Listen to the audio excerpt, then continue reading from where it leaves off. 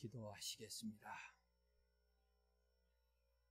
좋으신 하나님, 때를 따라 돕는 은혜가 있고 오늘 이 예배 가운데 세워주신 하나님의 뜻이 있사온데 오늘 이 하나님의 뜻을 분별하며 깨달아 알고 등불 삼을 수 있도록 말씀의 자리에 있게 하심을 진심으로 감사합니다. 믿음의 그릇을 예비하고 사모함을 더합니다. 성령님께서 역사하고 계신데 이 시간도 눈을 들어 하나님을 배우게 하여 주시고 귀가 열려 하나님의 음성 듣게 하옵시며 말씀 속에 담겨져 있던 복음 진리가 헛되이 흘러가지 않게 하여 주시고 반드시 부여잡고 말씀 중심의 삶을 살아갈 수 있도록 인도해 주시옵소서. 연약한 종입니다. 입술을 주장하시고 오직 복음의 진리만 선포하게 하옵시며 축복의 권세도 능력도 허락하여 주시옵소서. 말씀하시는 분은 아버지 하나님이심을 인정하오며 우리 주 예수 그리스도의 이름으로 기도합니다. 아멘.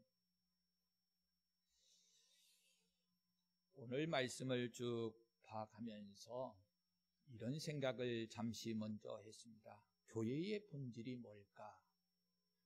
여러분, 우리가 교회 또 내가 교회 안에 소속되어 있는 성도, 그래서 군복교회 교인 이렇게 말들은 하십니다만 내가 정말로 다니는 교회, 우리 군복교회 본질이 뭘까를 생각하시면서 이 자리에 있으십니까?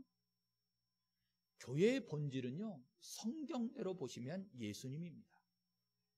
예수님이 십자가를 보혈의 핏값을 통해서 친히 머리가 되시고 우리를 부르셔서 한 몸 되게 지체 삼아 주셔서 이루신 것이 교회고 바로 예수님의 몸이라고 하는 것이 교회의 본질입니다.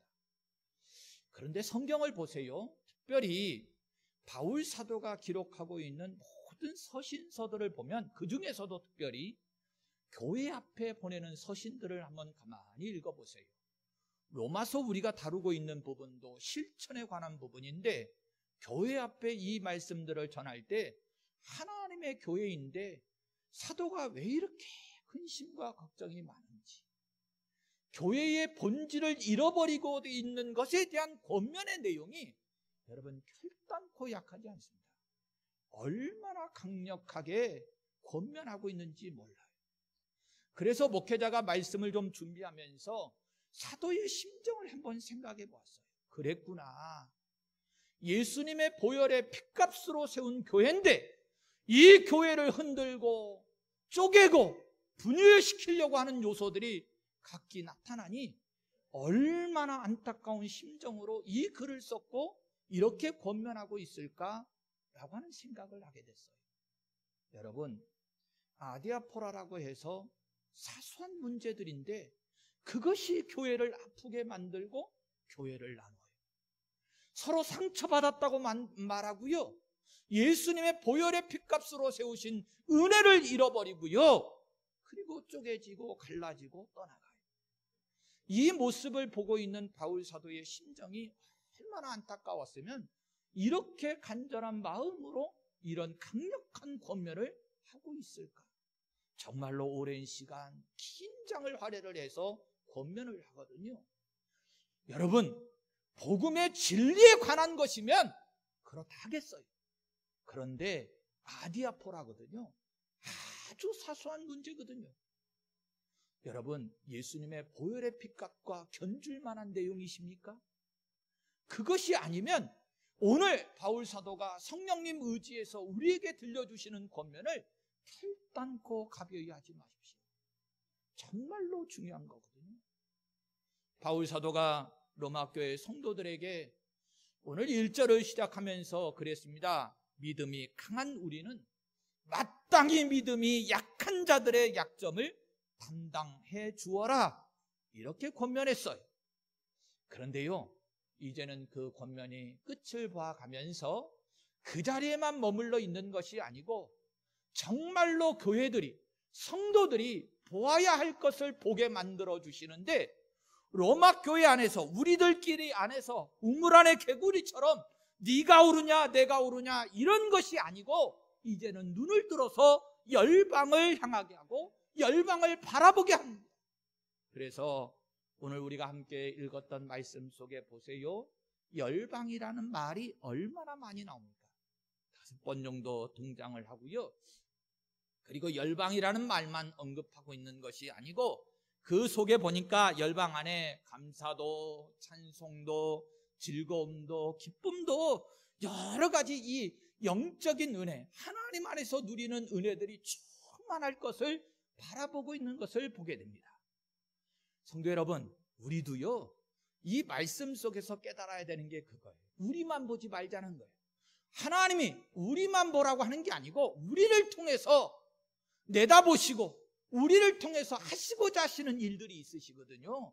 이거 보라는 거예요. 더하여 우리만 생각하지 마시고 하나님이 다른 하나님의 백성과 자녀들을 통해서, 즉 열방을 통해서도 역사하시는 것을 바라보면서 도전을 삼고요 그 은혜를 누리라는 거예요. 자, 저는요 이 로마서를 함께 읽으면서 이런 생각을 했습니다. 열방이 바울 사도 입장에서는 이게 남다르지 않았을 거거든요. 하나님의 주시는 은혜, 하나님께 드려지는 감사, 하나님 앞에서 누리는 즐거움, 찬송, 기쁨, 이 모든 것들은 지금까지 바울 사도가 몸담고 있었던 유대인의 개념 속에서는 이스라엘에게만이었습니다. 그렇지요. 그들은요 이 하나님과의 관계와 소통, 그 은혜와 복을 다른 민족이라고 하는 것은 생각하지도 않았어요. 그런데 성경에 담겨져 있었고요 지금 이 순간 바울 사도가 이것을 깨달으면서 너무 벅차는 것도 느껴지게 되었어요. 그러면서 바울 사도가 말씀하고 있는 흐름을 따라가 보면 어떻게 이런 일이 가능할 수 있었을까? 이스라엘 민족, 유대인의 개념 속에서는 상상도 할 수 없는 일이 지금 열방 가운데 벌어지고 있는데 하나님 앞에 드려지는 감사도, 찬송도, 그 안에서 누리는 즐거움도, 기쁨도 충만하게 이루어지는 일, 이방 땅의 열방의 그런 역사가 나타나는데 이게 바울 사도 입장에서는 어떻게 가능할 수 있었을까? 12절에 보면 이렇게 기록이 되어 있습니다. 이새의 뿌리 곧 열방을 다스리기 위하여 일어나시는 이가 있으리. 다시요, 잘 보셔야 됩니다. 바울 사도가 놓치지 않는 것 보셔야 돼요. 열방에 있어지는 이스라엘 민족에게 있어서는 도저히 상상도 할 수 없는 일들이 벌어지고 있는데 이게 어떻게 가능한가를 말씀하실 때에 이새의 뿌리 곧 열방을 다스리기 위하여 일어나시는 이가 있으리니 열방이 그에게 소망을 두리라. 할렐루야. 누구 때문에 어떻게 해서 이런 일이 일어난다는 거죠? 그건 예수님입니다. 그리스도로 말미암아 가능하여진다고 말씀하고 있어요. 바울 사도가 지금 로마 교회를 향해서 쓰고 있는 겁니다. 로마 교회라는 좁은 울타리 안에서 서로 잘났다고 판단하고 업신여기는 저들의 이 눈을, 이 시야를 이제는 감사와 찬양으로 충만한 열방교회를 바라보도록 하고 있는 거예요. 왜 이렇게 하고 있는 것일까도 생각해 봐요. 성도 여러분, 제가 앞서 교회의 본질을 먼저 끄집어냈습니다. 이 말씀 때문에 그래요. 예수님이 왜 죽으셨는가요? 여러 가지 주제들을 말할 수 있어요. 그런데 오늘 이 로마서 이 부분을 가지고 말씀드릴 수 있는 것은 분명합니다. 교회를 세우시기 위해. 예수님이 십자가 지신 건 각자의 구원 문제도 있겠습니다만 지금 오늘 말씀의 중심의 내용이 뭐냐면 교회거든요. 교회 안에서 교회를 이루고 있는 저와 여러분들 각 지체들이 교회를 지금 지목하고 있는데 예수 그리스도의 죽으심으로 말미암아 이제 열방을 보니 이 역사가 예수님을 통해서 이루어진 건 맞구나. 예수님의 십자가와 보혈의 피값이구나. 그리고 에베소서 2장 14절 말씀을 접목시켜보면 그는 우리의 화평이신지라 둘로 하나를 만드사 원수된 것 곧 중간에 막힌 담을 자기 육체로 허시고 이렇게 말씀합니다. 유대인과 이방인을 하나로 만드셨다라고 하는 것을 그대로 드러내요. 무엇을 통해서요? 예수님이 십자가를 통해서 이제까지 유대인과 이방인들에게 막혀져 있었던 이것. 여러분, 이방인들도요, 유대인 그러면 쳐다보기도 싫었을 것 같아요. 아니, 존심이 있지. 그렇잖아요. 아니, 예수님 당시에 예로 들면 개 취급을 하는데 뭐가 좋다고 유대인들을 쳐다보겠어요? 아니, 유대인들도 그렇잖아요. 아예 그들은 율법이라고 하는 잣대를 왜곡해가지고 잘못 들이대서 이방인들과는 상종도 안 해. 얼마나 큰 막힌담입니까? 오죽하면 유대인들은요, 갈릴리에서 이 예루살렘 지경으로 지나가야 되는 지름길이 있는데 그게 사마리아 땅을 지나가는 거거든요. 그런데 그 지름길로 뭐 때문에 안 지나가요? 이방 땅이라고. 개들이 사는 동네라고. 그래서 빨리 요단강을 돌아가지고 돌아 저 동편으로 해가서 돌아서 가요. 그런 민족에게 놓여진 이 막힌 담, 이것을 할 수 있는 게 뭐가 있겠어요? 그런데 예수님의 십자가로, 예수님의 보혈로, 자신의 육체로 이 막힌 담을 허셨다고 말씀하십니다. 제가 다음 시간쯤에나 나올 말씀일 것 같은데 한번 여러분들한테 물어보고 갈게요. 이거 좀 주목하시라고 그러는 거예요. 여러분, 유대인과 이방인이 이제 하나로 합해졌어요. 그렇죠? 그러면 어느 쪽이 됐을까요? 유대인이 됐을까요? 이방인이 됐을까요? 그런 생각 안 해보셨죠? 네. 아니, 우리 이 개념적으로 생각하라는 거예요. 자, 이방인하고 유대인이 하나로 합해졌어요. 그러면 어느 쪽이 됐을까요? 네, 이거 답을 가르쳐 드릴까요? 아니면은 숙제를 내드릴까요? 숙제가 좋겠죠? 성경에 답이 있습니다.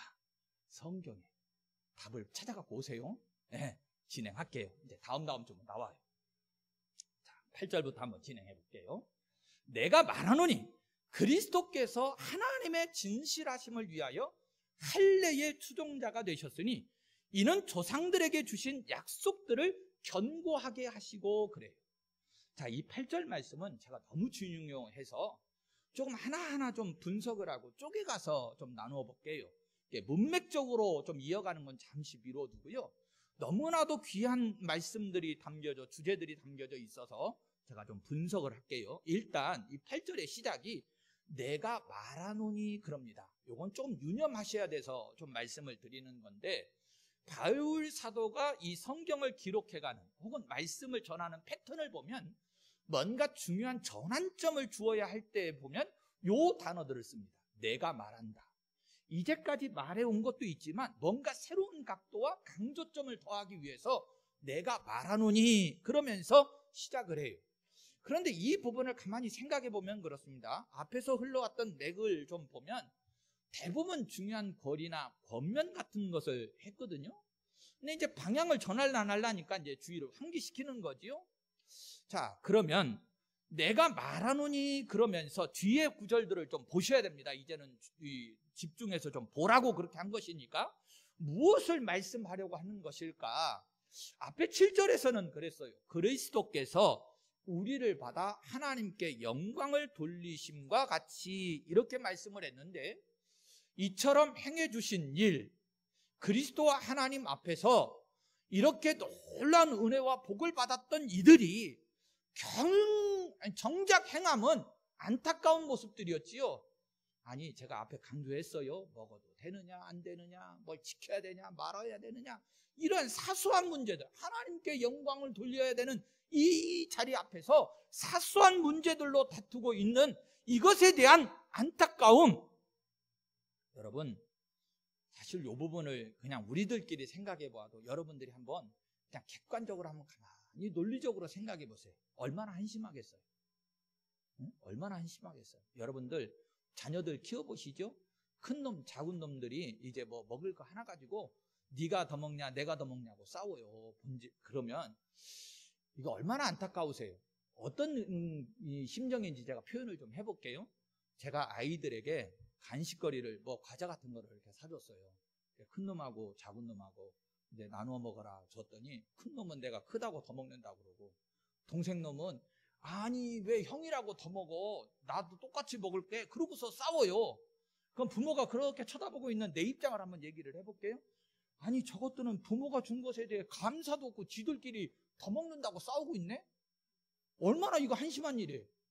여러분, 뭔가 귀한 선물을 받았든지 주신 분이 있으면 그에게 감사해야 되는 것 아닙니까? 아니 네 거 아니잖아요. 지네 것도 아닌데 지 거라고 싸웠었고 그러면 얼마나 이게 속 터지고 안타까운 일이에요.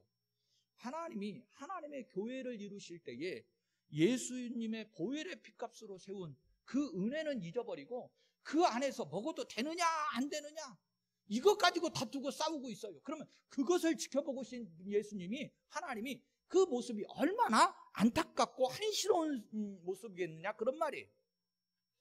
그래서 바울 사도가 14장부터 시작을 그렇게 했지요. 아디아포라라고 해가지고 하찮은 주제거리라고 그렇게 시작을 했는데 7절에서요 이제는 이 모든 것들을 좀 끝내고 8절에서 내가 말하노니 그러면서 주의를 환기시키면서 우리의 시야를요 감사와 찬양, 기쁨으로 바꾸어 놓았어요.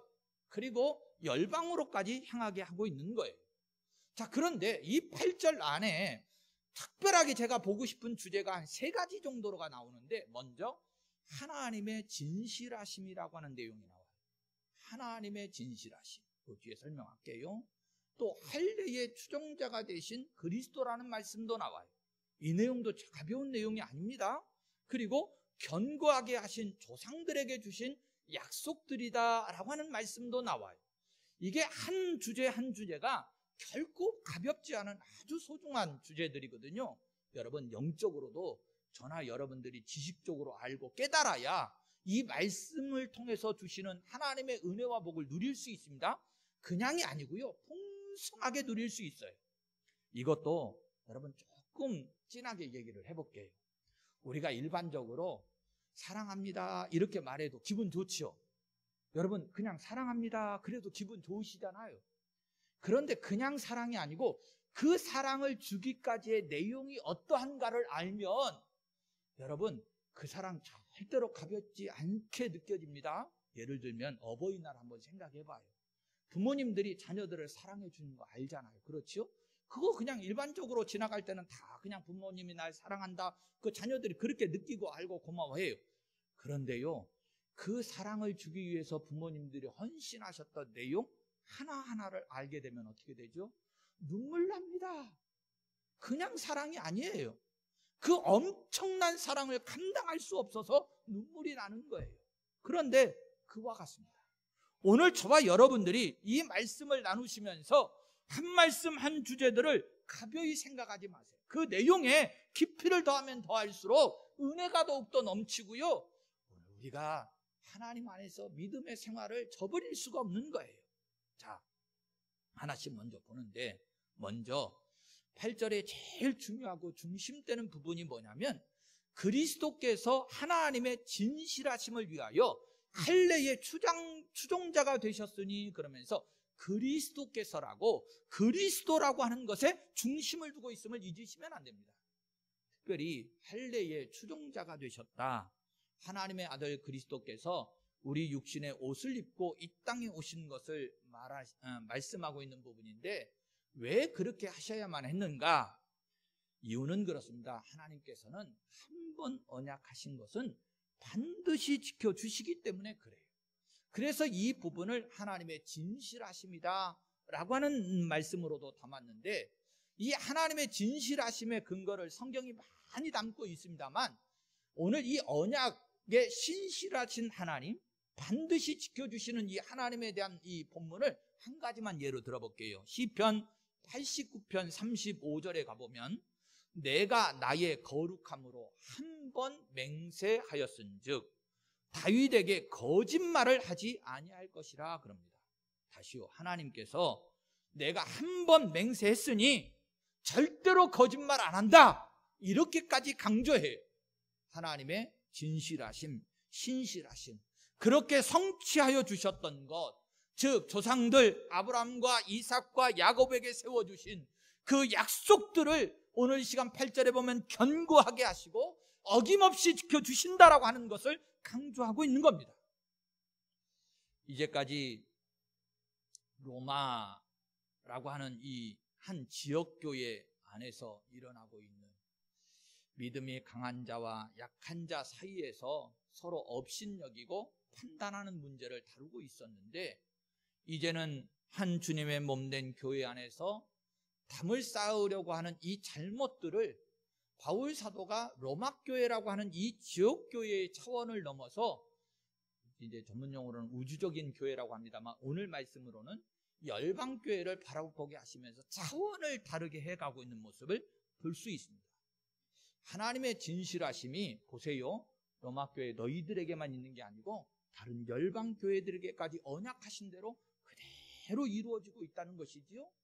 자, 또 한 주제가 할례의 추종자가 되셨다라고 하는 부분을 앞서 잠깐 끄집어냈는데, 이건 좀 많이 강조하고 싶어요. 무슨 뜻인가?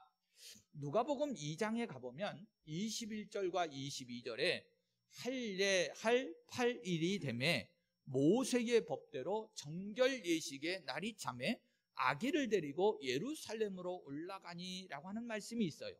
그러니까 인간의 몸을 입고 아기로 탄생하신 예수님, 그들이 가지고 있는 결례의 예식대로 8일이 되어져서 할례를 받기 위해서 정결 예식으로 성전에 올라갔다, 이 내용, 예수님이 그렇게 나아갔다 하는 내용이지요. 또 뿐만 아니라 이 정결 예식에 관한 부분은 이후에는 할례만 있었던 건 아닙니다. 세례의 예식으로도 이어지는데, 요한에게 찾아가셨을 때 예수님이 하신 말씀이에요. 마태복음 3장 15절 말씀을 보면 이제 허락하라, 우리가 이와 같이 하여 모든 의를 이루는 것이 합당하니라, 이렇게 말씀합니다.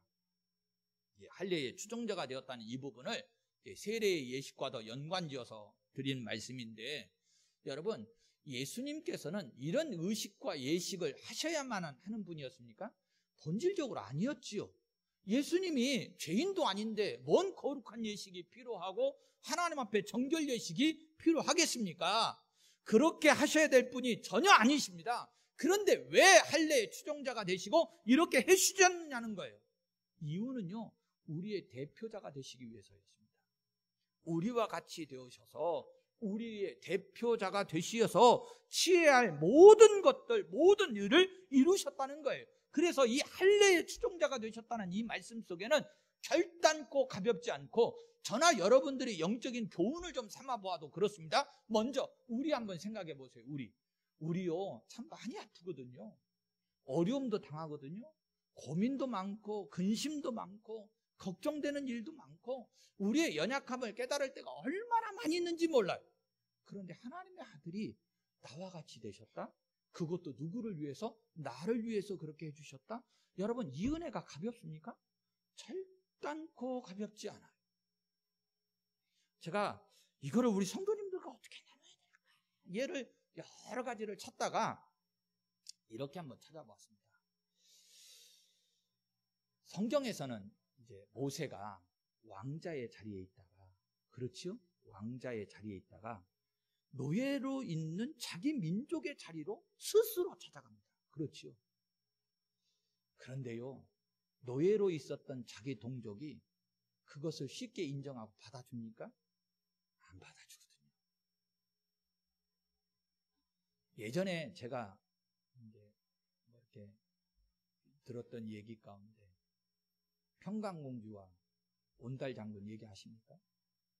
아버지가 그렇게 얘기했다고, 그 어려서부터 들었다고 그대로 순종하면서 가는데, 여러분, 공주의 신분이 있는 사람이 저 좀 덜 떨어진 사람 거기에 시집가고 남편으로 섬기는 자리로 낮아져요. 나중에 이제 온달이 장군이 됐으니까 망정이지, 안 됐으면 어쩔 뻔했어요. 자, 저나 여러분들이 예수님이 할례의 추종자가 되셨다라고 하는 이 부분을 결단코 가벼이 여기지 마세요. 나처럼 아파하고 연약해지고 많은 환난과 질고를 짊어야 지셔야 되는 부분으로 낮아지셨는데, 누구 때문에 할례의 추종자가 되주신 거예요? 나 때문에. 이 은혜가 결코 가볍지 않다는 거예요. 왜 예수님께서 유대인으로 오셨는가? 이 부분도 생각해 보면 그렇습니다. 물론 구원이 유대인을 통로로 해서 나오는 건 맞습니다. 그러나 결단코 성경을 보세요. 구원의 문제가 유대인들에게만 국한된 것 아닙니다. 오늘 9절 말씀도 좀 보세요. 이방인들도 그 긍휼하심으로 말미암아 하나님께 영광을 돌리게 하려 하심이라, 이렇게 말씀을 합니다. 일찍이 아브라함에게 창세기 22장 18절 말씀에 보면 내 씨로 말미암아 천하 만민이 복을 받으리니, 이렇게 말씀하시고 언약하셨는데 이것이 지금 성취되었다라고 하는 것을 바울 사도가 그 예를 들어서 입증하고 있는 거예요. 자, 그런데요, 참 바울 사도가 이 부분을 얼마나 세심하게 다루고 있는가를 좀 보셔야 됩니다. 저는 굉장히 놀랐어요. 왜 그러냐면 성경을 제가 지금까지 쭉 보면서 오늘 이 부분을 얼마나 세밀하게 정확하게 중요하게 다루고 있는지를 느낄 수 있는 게 뭐냐면, 요 한 부분을 다루는데 바울 사도가 4곳에 성경을 인용을 합니다. 인용구를 이렇게 많이 다룬 곳이 없어요. 그런데 요 한 주제를 얼마나 놓치지 않고 명확하게 증거하려고 하냐면 성경의 4곳을 들어서 인용을 하고 있는데, 이걸 찾아봐서 좀 읽어봐 드릴게요. 먼저 9절 말씀을 보시면 기록된 바, 자, 성경이 그렇게 기록됐다는 거죠. 기록된 바, 그러므로 내가 열방 중에서 주께 감사하고 주의 이름을 찬송하리라도 함과 같으니라. 여기 열방 중에서 나오지요. 자, 그런데 이 인용이 어디냐면요, 시편 18편 49절인데 여호와여, 이러므로 내가 이방 나라들 중에서 주께 감사하며 주의 이름을 찬송하리로다, 그럽니다. 그렇지요. 분명히 이방 나라들 중에서 감사가 있고 찬송이 있어요. 자, 10절의 말씀은요, 또 이르되, 또 성경에 그렇게 일렀다는 거예요. 이르되 열방들아 주를 찬양하며 모든 백성들아 그를 찬송하리로다, 이렇게 기록하고 있는데, 이 말씀은 시편 117편 1절입니다. 너희 모든 나라들아 여호와를 찬양하며 너희 모든 백성들아 그를 찬송할지어다, 그러면서 유대인만이 아니고 여기 모든 열방 모든 나라들이 여호와를 찬송할 것을 말씀하고 있어요. 이걸 인용을 해요. 또 12절에 가보시면 또 이사야가 이르되, 이제 선지서를 인용하고 있는 거죠. 그렇죠? 이새의 뿌리 곧 열방을 다스리기 위하여 일어나시는 이가 있으리니 열방이 그에게 소망을 두리라 하였느니라. 이것은 이사야서 11장 10절인데요 그날에 이새의 뿌리에서 한 싹이 나서 만민의 기치로 설 것이요 열방이 그에게로 돌아오리니 그가 거한 곳이 영화로우리다, 라고 하는 말씀을 인용을 하고 있습니다. 이렇게요 시편도 제가 10절 말씀은 안 읽어드렸는가요? 10절도 읽어드릴게요. 10절에도 보면 또 이르되 열방들아 주의 백성과 함께 즐거워하라 그랬는데, 이건 신명기서입니다. 신명기서 32장 43절에 보면 너희 민족들아 주의 백성과 즐거워하라. 주께서 종들의 피를 갚으사 그 제적들에게 복수하시고 자기 땅과 자기 백성을 위하여 속죄하시리로다, 라고 하는 말씀을 인용하고 있는 부분이에요. 자, 어쨌든 성도 여러분 보세요. 바울 사도가 지금 이 열방이라고 하는 이곳으로 이제 눈을 돌리려고 할 때에 그게 그냥이 아니고 성경적에 세밀하게 기록되어 있는 근거들을 끄집어내 가지고 이 성경적 근거로 해서 열방을 바라볼 수 있도록 만들어 주시는 거예요.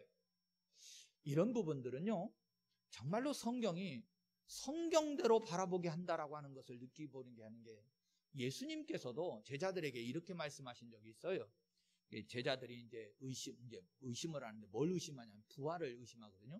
그랬겠지요. 죽은 사람이 다시 살아난다라고 하는 것을 아무리 예수님과 함께 동행했어도 믿을 만한 사람들이 얼마나 있었겠어요? 그럴 때 예수님이 누가복음 24장 44절을 보시면 내가 너희와 함께 있을 때에 너희에게 말한 바 곧 모세의 율법과 선지자의 글과 시편에 나를 가리켜 기록된 모든 것이 이루어져야 하리라 한 말이 이것이라, 이렇게 말씀을 하는데, 예수님께서도요 이 부활이라고 하는 중요한 주제를 다루실 때에 제자들에게 성경적 근거를 드시는데, 모세의 율법도 선지자의 글도 시편에 있는 내용들도 다 인용을 해서 끄집어내면서 나를 말씀하고 있는 거다, 이렇게 말씀하셨거든요. 그런데 바울 사도도요 이 중요한 주제를 다루면서, 특별히 이 예수님에 관한 내용을 다루면서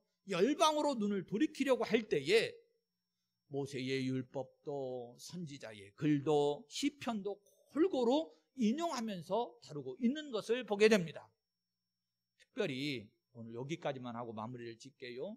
여기 인용된 내용들 가운데 주의 깊게 관찰해 보시면 공통점들이 좀 있습니다. 첫째는 계속 제가 말씀드린 열방이라고 하는 것이지요. 이 열방이라는 단어가 몇 번 나왔다고 그랬어요? 네, 5번 나왔다고 말씀을 드렸어요. 그리고 유대인과 이방인들이 하나 되어져서 하나님께 영광을 돌리게 할 것이다 라고 하는 부분이 두드러지게 강조가 되어져 있습니다. 그리고 여기 내용을 좀 보세요.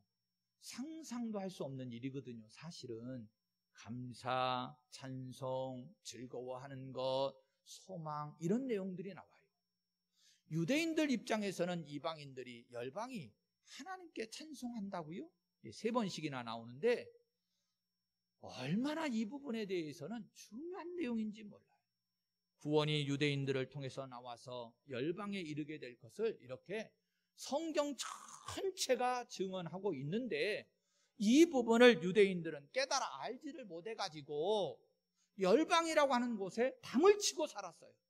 자, 그러면 우리에게 돌아와서 교훈을 잠깐 삼고 마무리 짓겠습니다. 교회의 본질을 다시 이야기하겠습니다. 교회의 본질을 우리가 모르니까, 교회 안에서 하나님의 진리를 모르니까 한 몸 되었음에도 불구하고 담을 치고 살아요. 이것을 철저하게 경계합니다. 어떤 근거를 들어서요? 성경적 근거를 통해서 말씀합니다. 이 정도 선포합니다. 우리 군복교의 본질이 어디에 있습니까? 성경에 이르시되 한 몸이라고 했습니다. 누구를 통한 한 몸이요? 예수 그리스도를 통한 한 몸이라고 말씀하셨습니다. 이 본질 잊지 마시고, 정말로 저와 여러분들은 강한 자나 약한 자들이나 서로 받아주고 인정해서 꼭 한 몸 이룰 수 있기를, 또 하나님께 영화롭은 찬송을 돌릴 수 있기를 예수님의 이름으로 축원합니다. 아멘. 기도하시겠습니다. 좋으신 하나님, 현충일을 맞이한 이 날에 나라와 민족을 생각하면서도 하나님께서 우리 민족을 사랑해 주셨던 본질을 생각하며 이 일의 통로가 되기 위해 쓰임받았던 순국 열사들을 기억하며 기도하기도 했습니다. 오늘 이 시간 교회의 본질을 되돌아보면서 예수 그리스도께서 십자가를 통해서 이루어 주신 한 몸이라고 하는 것을 깨달아 알게 되었습니다. 우리 군복교회는 세계 열방의 어떤 교회보다도 하나됨을 이루는 교회가 되게 하여 주시옵시고, 하나됨을 통해서 하나님께 드려지는 찬송이 아름답고 높이 드려질 수 있게 해 주시옵소서. 하나님, 우리 군복교회를 통해서 영광 받아 주시옵소서. 우리 주 예수 그리스도의 이름으로 기도합니다. 아멘.